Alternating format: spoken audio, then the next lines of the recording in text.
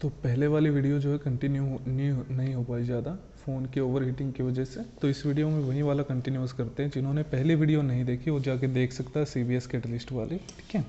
तो अभी देखो यहाँ पे क्या कर रहे थे हम लोग, ये रिएक्शन करा रहे थे TS-DPEN की। अब यहाँ पे क्या होगा देखो, यहाँ पे हमने बेस की प्रेजेंस में रिएक्शन करा दी SS-DPEN की, तो दोनों क्लोराइड आयन को रिप्लेस कर देगा। तो देखो हमारे पास ये बन जाएगा, यहाँ पे रुथेनियम के साथ बॉन्ड बन जाएगा इन दोनों नाइट्रोजन का, ठीक है। यहाँ पे बिलो द प्लेन क्या है, फिनाइल रिंग है, और यहाँ पे अबो द प्लेन क्या है, फिनाइल रिंग है। क्लियर यहाँ तक। तो अभी देखो यहाँ पे नाइट्रोजन पे एक एक हाइड्रोजन रह गया, दो हाइड्रोजन नहीं है यहाँ पे अब, क्योंकि हमने बेस डाला था। तो जो नाइट्रोजन पे पॉजिटिव चार्ज आएगा उसको ख़त्म कर देगा ये बेस, यहाँ पे हाइड्राइड आयन को हाइड्रोजन आयन को एब्स्ट्रैक्ट करके। तो ये हमारे पास बन गया। अगर आप इसको देखोगे कॉम्प्लेक्स को, तो ये 16 इलेक्ट्रॉन कॉम्प्लेक्स है, ठीक है। 16 इलेक्ट्रॉन कॉम्प्लेक्स है। यहाँ पे इस रिंग की हेप्टासिटी है 6, ठीक है। हेप्टासिटी का मीनिंग है कितने कार्बन जुड़े हैं, और जितनी हेप्टासिटी होती है उतने इलेक्ट्रॉन डोनर वो लीजेंड होता है। अब यहाँ पे 6 हेप्टासिटी, रुथेनियम के वैलेंस इलेक्ट्रॉन कितने होते हैं, 8 होते हैं, 6 और 8 14। और देखो नाइट्रोजन पे एक नेगेटिव चार्ज है, यहाँ पे इस नाइट्रोजन पे भी नेगेटिव चार्ज होता है, और जितना नेगेटिव चार्ज होता है उतने ही इलेक्ट्रॉन कोई चीज़ डोनेट करती है। ये चीज़ ध्यान रखनी है। ऑर्गेनोमेटेलिक का टॉपिक है, ज़्यादा डीप में नहीं जाऊँगा। सिंपली देखो कि अगर आपके पास, अगर आप H2O किसी कॉम्प्लेक्स में है तो 2 इलेक्ट्रॉन डोनेट करेगा, लेकिन एक हाइड्रोजन हटा दिया, नेगेटिव चार्ज जनरेट कर दिया, तो ये 1 इलेक्ट्रॉन डोनेट करेगा। और अगर एक और हाइड्रोजन हटा दिया, 2 नेगेटिव चार्ज जनरेट कर दिया, तो 2 इलेक्ट्रॉन डोनेट करेगा। फॉर एग्जाम्पल CH4 है, 2 इलेक्ट्रॉन डोनेट करेगा, न्यूट्रल है। एक हाइड्रोजन हटा दो, CH3 नेगेटिव बन गया, 1 इलेक्ट्रॉन डोनेट करेगा। CH2 नेगेटिव, 2 नेगेटिव बना दोगे, 2 इलेक्ट्रॉन डोनेट करेगा। CH3 नेगेटिव बना दोगे तो 3 इलेक्ट्रॉन डोनेट करेगा, और C4 नेगेटिव बना दोगे तो 4 इलेक्ट्रॉन डोनेट करेगा, ठीक है। तो यहाँ पे एक एक इलेक्ट्रॉन ये डोनेट करेंगे। ये 16 इलेक्ट्रॉन कॉम्प्लेक्स है, तो इसमें इलेक्ट्रॉन्स की कमी है। तो अभी क्या करते हैं हम नेक्स्ट स्टेप में, ये हमारे पास बनने के बाद देखो हमारे पास ये बन गया है रुथेनियम NH NTS, और यहाँ पे बिलो द प्लेन है PH, और यहाँ पे अबो द प्लेन है PH। क्लियर है। तो ये हमारे पास बन गया। अब ये 16 इलेक्ट्रॉन कॉम्प्लेक्स है, तो यहाँ पे हम क्या करते हैं, एक हाइड्रोजन डोनर ऐड करते हैं जो H2 डोनेट कर सके। H2 डोनेट करने के हमारे पास बहुत सारी चीज़ें हैं। कुछ लोग H2 का यूज कर लेते हैं डायरेक्ट, और कुछ लोग एसीटोन भी डाल देते हैं। देखो सॉरी, आइसोप्रोपाइल एल्कोहल डाल देते हैं। देखो ये होता है आइसोप्रोपाइल एल्कोहल यहाँ पे, ठीक है। और यहाँ पे क्या होता है OH। तो देखो आइसोप्रोपाइल अल्कोहल का ये वाला H और ये वाला H, ये वो दोनों H निकल के ऐड होंगे इस कॉम्प्लेक्स पे। तो यहाँ से तो क्या निकल जाएगा, एसीटोन साइड प्रोडक्ट निकल जाएगा। इसके अलावा आप ये भी ऐड कर सकते हो, इसके अंदर कुछ लोग फॉर्मिक एसिड ऐड कर देते हैं। देखो फॉर्मिक एसिड, तो फॉर्मिक एसिड जब ऐड करोगे आप, तो ये वाला जो हाइड्रोजन है और ये वाला जो हाइड्रोजन है, ये दोनों ट्रांसफर हो जाएंगे इस पे, ऑक्सीडेटिव एडिशन हो जाएगा। सॉरी, ऑक्सीडेटिव एडिशन नहीं, ऐड हो जाएगा। तो यहाँ से CO2 निकल जाएगा। तो जब ये वाली आप ऐड करते हो तो ये हमारे पास बन जाता है। देखो क्या बनता है, ये वाला रुथेनियम, यहाँ पे N, यहाँ पे NTS। देखो यहाँ पे बिलो द प्लेन क्या है, PH है, और यहाँ पे अबो द प्लेन क्या है, PH है। ये कब बना, जब हमने SS वाला यूज किया था, SS-TS-DPN हमने यूज किया था, ये तब बना है। अब देखो यहाँ पे एक हाइड्रोजन तो रुथेनियम पे ऐड हो जाएगा, एक हाइड्रोजन नाइट्रोजन पे ऐड हो जाएगा, ठीक है। एक हाइड्रोजन पहले ही था नाइट्रोजन पे, एक और ऐड हो गया यहाँ पे रुथेनियम पर, यहाँ पे नाइट्रोजन पे। H पॉजिटिव तो ऐड हो गया, नाइट्रोजन पे पॉजिटिव चार्ज आ गया, यहाँ पे एक तरह से नेगेटिव चार्ज आ गया। नॉर्मली कॉम्प्लेक्सेस में मैं चार्ज यहाँ पे दिखा नहीं रहा हूँ, क्योंकि यहाँ पे चार्ज दिखाऊंगा तो कंफ्यूजन ज़्यादा हो जाएगी। मैं सिंपल मैकेनिज्म दिखा रहा हूँ कि क्या होगा। अब ये कॉम्प्लेक्स बन गया 18 इलेक्ट्रॉन कॉम्प्लेक्स, ठीक है। 18 इलेक्ट्रॉन कैसे, ये सब काउंटिंग वगैरह मैं ऑर्गेनोमेटेलिक में नहीं जाऊँगा अभी ज़्यादा। तो देखो ये वाला हमारे पास कॉम्प्लेक्स बन गया है। तो अब हमें क्या करना है, अब हमें ऐड करना हमारा कार्बोनिल कंपाउंड। तो जैसे ही हम इसमें कार्बोनिल कंपाउंड ऐड करेंगे, देखो क्या होगा, हमारा कार्बोनिल, हमारा ये वाला कैटलिस्ट बन गया है रुथेनियम H,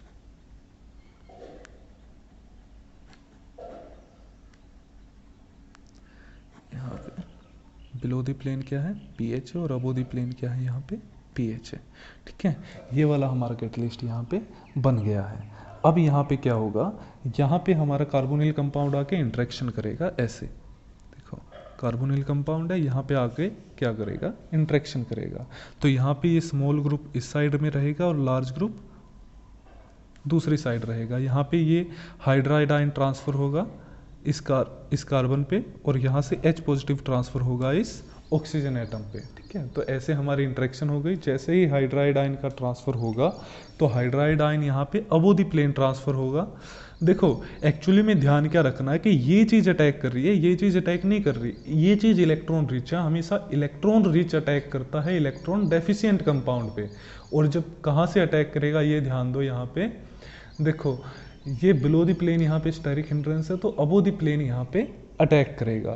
ठीक है, तो या मैं आपको 3D में एक बार दिखा देता हूँ क्या होगा, ऐसे आप कंफ्यूज हो जाओगे। देखो मैं इसको थोड़ा रोटेट करके ऐसे दिखा देता हूँ। ये हमारा क्या है, कैटलिस्ट है, यहाँ पे रुथेनियम है, और ये जुड़ा 2 नाइट्रोजन एटम से, एक नाइट्रोजन यहाँ एक वहाँ, ऐसे मैंने दिखा दिया।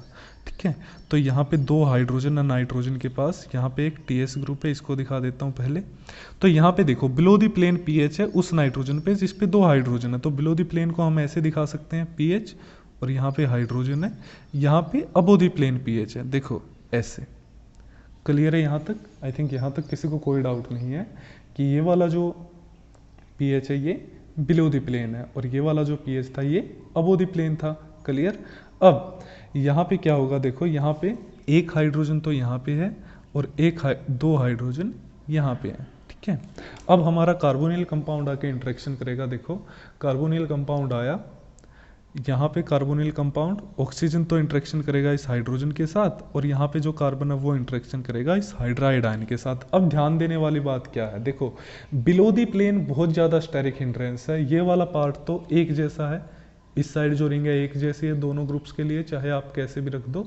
लेकिन इस साइड देखो below the plane steric hindrance है, तो आपको लार्ज ग्रुप क्या करना पड़ेगा, लार्ज ग्रुप आपको ऊपर रखना पड़ेगा और स्मॉल ग्रुप आपको नीचे रखना पड़ेगा। यहाँ तक क्लियर आई थिंक कि लार्ज ग्रुप आपको ऊपर रखना पड़ेगा और स्मॉल ग्रुप आपको नीचे रखना पड़ेगा। ठीक है, अब देखो जैसे ही ये हाइड्राइड आयन यहाँ से ट्रांसफर होगा इस कार्बन के ऊपर, ये हाइड्राइड आयन जैसे ही यहाँ पे ट्रांसफर होगा तो ये पीछे से आके अटैक कर रहा है। ये हमारा कार्बोनिल कंपाउंड है, हाइड्राइड आयन यहाँ से आके अटैक कर रहा है, तो हाइड्राइड आयन तो यहाँ पे आ जाएगा और OH हमारा ऐसे हमारी साइड आ जाएगा। तो ये हमारा कुछ ऐसा बनेगा। देखो लार्ज ग्रुप यहाँ पे, स्मॉल ग्रुप यहाँ पे, तो बिलो द प्लेन तो क्या ट्रांसफर हो गया, हाइड्राइड आयन, और अबो द प्लेन क्या आ गया, OH ग्रुप आ गया।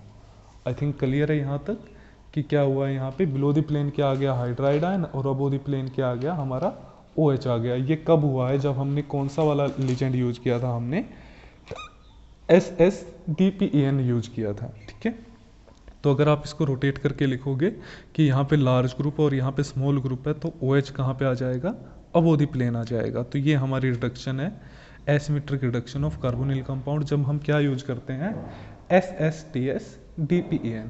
आई थिंक क्लियर है यहाँ पे? ठीक है, तो ये वाला मैकेनिज्म था। देखो मैं इसको शॉर्ट में दिखा देता हूँ, सिंपल यहाँ पे दिखा देता हूँ कि ये हमारा लार्ज ग्रुप था, ये हमारा स्मॉल ग्रुप था, ये हमारा कार्बोनिल कंपाउंड था। हमने क्या किया, हमने एक रुथेनियम का कॉम्प्लेक्स लिया, ठीक है, और एक बेस डाला हमने, और वहाँ पे एक हमने हाइड्रोजन का सोर्स डाला, H2 सोर्स। ठीक है, तो यहाँ पे जब हमारी रिएक्शन हुई तो रिएक्शन क्या हुई, देखो लार्ज ग्रुप लेफ्ट साइड है और स्मॉल ग्रुप राइट साइड है। तो यहाँ पे हमने क्या किया था, SSTSDPEN ये हमने डाला था। इसकी प्रेजेंस में जब हम कराएंगे तो हमारा OH ग्रुप कहाँ आएगा, हमारा OH ग्रुप आ जाएगा अबो द प्लेन। क्लियर है, ये वाला ऐसे आ जाएगा। ठीक है, तो यहाँ पे देखो कोरेविक से सिवाता रिडक्शन में OH ग्रुप आया था बिलो द प्लेन, जब हमने SS वाला यूज किया आ गया above the plane. Same manner में अगर आप RR वाला यूज करते हो, ठीक है, RR वाला DSPEN यूज करते हो, TSDPEN यूज करते हो, तब क्या होगा, देखो सिंपली मैं दिखा देता हूँ। देखो SS वाले में क्या बना था, SS वाले में हमारा ऐसा कॉम्प्लेक्स बना था, तो RR वाले में इसका अपोजिट बन जाएगा। देखो RR वाले में क्या बनेगा, रुथेनियम, यहाँ पे NH, यहाँ पे NTS, यहाँ पे बिलो द प्लेन पीएच है, यहाँ पे अबो द प्लेन पीएच आ जाएगा ऐसे, यहाँ पे बिलो द प्लेन पीएच आ जाएगा ऐसे, ठीक है। तो ये हमारा किससे बनेगा, RR वाले से बनेगा, ये बन जाएगा। अब इसके अंदर क्या करोगे आप, इसके अंदर हमने क्या किया था, एक हाइड्रोजन सोर्स डाला था, तो H2 सोर्स जब आप डालोगे कोई भी, तो यहाँ पे H2 ऐड हो जाएगा, देखो रुथेनियम के ऊपर एक ऐड हो गया हाइड्रोजन, एक हाइड्रोजन ऐड हो गया यहाँ पे नाइट्रोजन के ऊपर, ठीक है, NTS। यहाँ पे अबो द प्लेन पीएच है और यहाँ पे बिलो द प्लेन पीएच है, ठीक है, क्लियर आई थिंक। तो इसको जब हम दिखाएंगे 3D में, इसको आप ऐसे दिखा सकते हो, देखो above the plane pH, below the plane pH, हम इसको ऐसे दिखा देते हैं कि ये हमारा जो 6 मेंबर्ड रिंग रुथेनियम से जुड़ी हुई है ऐसे है, यहाँ पे क्या है, रुथेनियम है, तो यहाँ पे 2 नाइट्रोजन यहाँ पे जुड़े हैं ऐसे, ठीक है। तो अब देखो यहाँ पे पीएच क्या आ गया, अब अबो द प्लेन पीएच था, ठीक है, देखो पहले नाइट्रोजन पे, इस साइड वाले नाइट्रोजन पे जिस पे 2 हाइड्रोजन है, अबो द प्लेन पीएच हो, तो अबो द प्लेन हमने ऐसे दिखा दिया यहाँ पे, और यहाँ पे हाइड्रोजन बिलो द प्लेन है, ऐसे ही यहाँ पे हाइड्रोजन अबो द प्लेन और पीएच बिलो द प्लेन है। आई थिंक क्लियर है यहाँ पे, ठीक है। अब यहाँ पे एक टीएस ग्रुप जुड़ा है, यहाँ पे एक हाइड्रोजन था, हाइड्रोजन सोर्स की प्रेजेंस में एक हाइड्रोजन यहाँ पे आ गया था और एक हाइड्रोजन इस नाइट्रोजन पे आ गया था।